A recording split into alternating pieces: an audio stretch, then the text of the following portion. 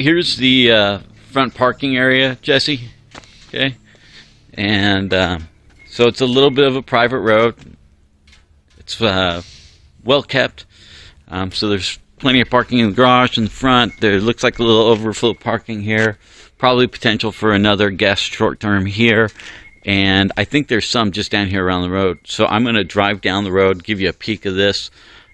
We are 2.5 miles roughly from the house to Soquel Village and the freeway, and most of it's really well paved, and some of it's a little patchy, but it is all paved, so it's not super crazy. I'm going to give you a couple snippets of the roadway along the way. So I'm going to drive down here, poke the camera around, and see if there's another parking space that belongs here, and then I'll show you that roadway too.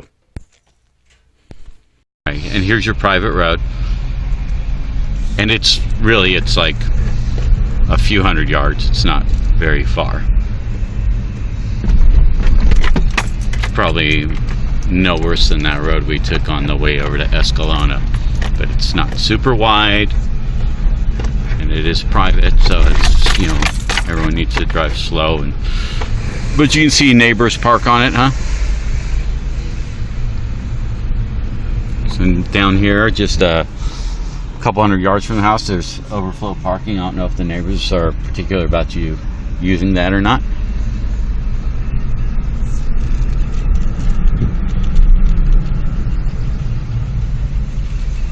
All right, and then here's the road to town, and this is why I said when it was rough and patchy, this is, you gotta,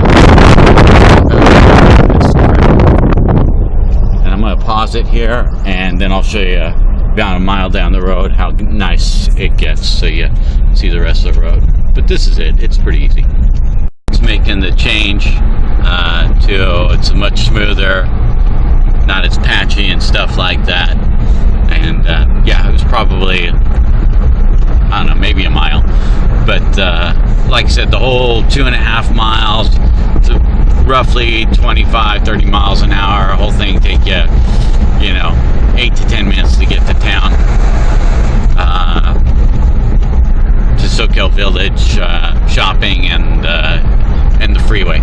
And it probably took me 16 minutes to get here from the west side. All right, hope that helps, buddy. If it does, let's come up and see this thing when you get a chance. All right.